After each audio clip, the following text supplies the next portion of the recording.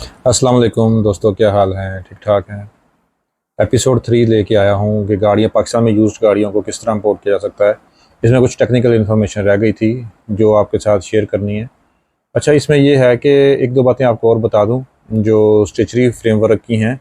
इसमें यह है कि पाकिस्तान के अंदर आपने कोई गाड़ी अगर इंपोर्ट कर ली है और आपको महसूस हो रहा है कि इन्फ्लेशन बहुत ज़्यादा हो गई है और आप ड्यूटी टैक्सेस पे नहीं कर सकते उसके, तो उसके लिए एक सलूशन ये दिया है गवर्नमेंट ऑफ पाकिस्तान ने कि अगर इंपोर्ट पॉलिसी आर्डर की कोई वायलेशन नहीं हुई तो आप उस गाड़ी को वापस री एक्सपोर्ट कर सकते हैं। और सेकंड फैक्टर ये है कि अगर आपने बाहर से ड्यूटी टैक्सेस भेजे हैं, रेमिटेंस पाकिस्तान में रिसीव हुई है और उसके जब आपकी जो अमाउंट है वो यहाँ पाकिस्तान में पहुँच गई है, लेकिन यहाँ पे डॉलर की का रेट जो है वो डिस्टेबल है, कोई इन्फ्लेशन बढ़ गई है, रुपीज़ की जो वैल्यू है वो मज़ीद फर्दर गिर गई है, तो उसमें जो इमटेरियल अमाउंट है वो आप जो डॉलर की डेप्रिसिएशन की वजह से कम हो रही है वो आप पाकिस्तानी करेंसी से लोकली आप उसको कोप अप कर सकते हैं। ये आपको एक ऑप्शन जो है ये दिया गया है। अच्छा, अब मैं आपको इसका जो जिस तरह हम इसकी कैलकुलेशन करते हैं ड्यूटी एंड टैक्सेस की, थोड़ा सा उसके बारे में ब्रीफ कर दूं। जब हम आपको पता है कि जापानीज़ ओरिजिन की यानी कि एशियन ओरिजिन की जो गाड़ियां हैं, जो मैंने आपको पहले बताया है, जब हम उनको इंपोर्ट कर लेते हैं, वो गाड़ियां 13 तक की जो गाड़ी है वो फिक्स ड्यूटी रजीम के अंदर जा रही होती है। और फिक्स ड्यूटी रजीम के अंदर जब हम गाड़ी को करते हैं तो उसमें भी थोड़ी सी एक टेक्निकल कैलकुलेशन मौजूद है।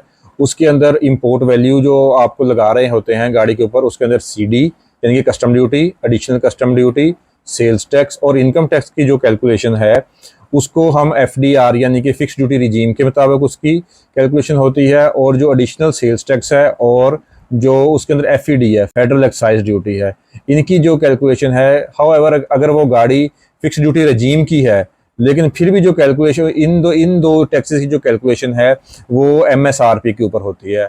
अच्छा, जब हमने एमएसआरपी निकालनी होती है उसके लिए हम तरीकाकार इख्तियार करते हैं कि जब गाड़ी की एग्जामिनेशन हो जाती है, ये क्योंकि हम जब निकाल रहे होते हैं कस्टम वाले तो हम गाड़ी को एग्जामिन करवाते हैं जब गाड़ी पोर्ट के ऊपर आ जाती है। रूटीन में जो इंपोर्टर है गाड़ी भेज रहा होता है उसको गाड़ी का पता होता है कि इसका चेसिस नंबर क्या है या इसका मॉडल नंबर क्या है। उसके लिए तरीकाकार ये इख्तियार किया जाता है कि जब गाड़ी एग्जामिनेशन में होती है तो उसकी जो सीट बेल्ट है उससे वैसे तो एग्जामिनेशन ऑफिसर जो है वो कंफर्म कर देता है कि ये मॉडल है, लेकिन उससे हमें गाड़ी की स्पेसिफिकेशंस का नहीं पता चलता कि गाड़ी किस ग्रेड की है।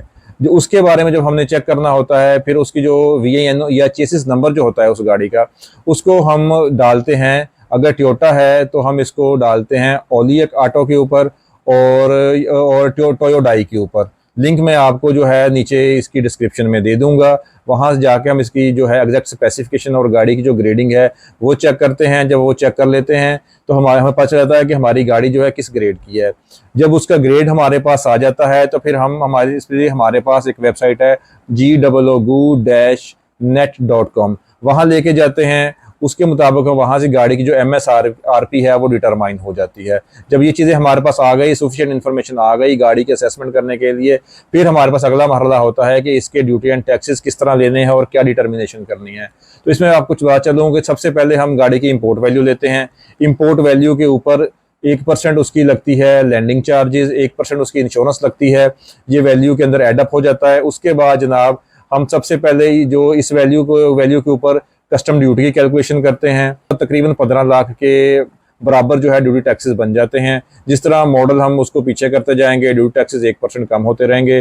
टेक्निकल जो इसकी कैलकुलेशंस हैं वो लिंक में मैं आपके साथ शेयर कर दूंगा। और सेकंड ये है कि जो जहाँ जहाँ से जो वेबसाइट्स इसके अंदर इस्तेमाल होती हैं वो भी आपके साथ शेयर कर दूंगा। और काफ़ी इन्फॉर्मेशन आपके साथ मैंने इसके अंदर शेयर कर दी है और ये इतनी का आपको सेल्फ सफिशिएंट कर देगी कि जब आप गाड़ी को पाकिस्तान के अंदर इंपोर्ट कर रहे हैं आपको लीगल फ्रेमवर्क का भी पता है, आपको कस्टम किस तरह उस गाड़ियों की एग्जामिनेशन करता है आपको वो भी मैंने बता दिया है। और इसके अंदर जो ड्यूटी टैक्सेस की कैलकुलेशन है वो भी मैंने आपको बता दिया है कि किस तरह स्टेप बाय स्टेप की जाती है, कहाँ से वेरिफिकेशन की जाती है गाड़ी की और कहाँ से ये सारी चीज़ें चलते हैं। मोर ओवर एक बार मैं आपको और बता दूं कि बैंक टू बैंक जब आप ट्रांसफ़र करते हैं तो पाकिस्तान कस्टम जो है उसकी जो आपकी रेमिटेंसेस भेजी है वो बैंक से वेरीफाई करता है। सो इसमें कुछ केसेस इस तरह के भी हो चुके हैं प्रीवियसली, तो कि उसके अंदर कुछ लोगों ने बैंक वालों के साथ मिलके जो है फेक जो है वो रिमिटेंसेस जो हैं उसकी जो वेरिफिकेशंस करवाई, वो भी खैर बाद में आइडेंटिफाई हो गई और फिर उसके ऊपर FIRs हुई और वो केसेस जो हैं स्टिल अपना कोर्ट्स में चल रहे हैं, लोगों को गिरफ्तार भी किया गया। सो ये है कि जो कानून होता है उसके मुताबिक चलना चाहिए और उसी को हमेशा फॉलो करना चाहिए कि ये आपकी और हमारी और हम सब की हिफाजत के लिए होते हैं और हमारे मुल्क की बेहतरी के लिए होते हैं। सो इसके साथ ही इजाज़त दीजिए। अल्लाह हाफिज़। जो स्टेचरी रेट है, जो टैरिफ का मैं लिंक आपके साथ शेयर कर दूंगा, जहां से आप जाके PCDs के साथ टैरिफ का लिंक शेयर कर दूंगा नीचे, जहां से आप इसको एक्सेस कर सकते हैं। और जब हम उसको ले लेते हैं जनाब, कस्टम ड्यूटी की कैलकुलेशन होती है, फिर उसके बाद इंपोर्ट वैल्यू के ऊपर ही एडिशनल कस्टम ड्यूटी कैलकुलेशन होती है। ये दोनों इंडिपेंडेंट कैलकुलेशंस हैं। इसके बाद फिर उसके ऊपर सेल्स टैक्स की कैलकुलेशन होती है, फिर उसके ऊपर एडिशनल सेल्स टैक्स की कैलकुलेशन होती है। सेल्स टैक्स और एडिशनल सेल्स टैक्स जो दोनों की कैलकुलेशंस हैं, उसके अंदर CD और ACD की ये जो अमाउंट्स हैं वो एड अप करके होती हैं, यानी कि वैल्यू एडिशन हो रहा होता है।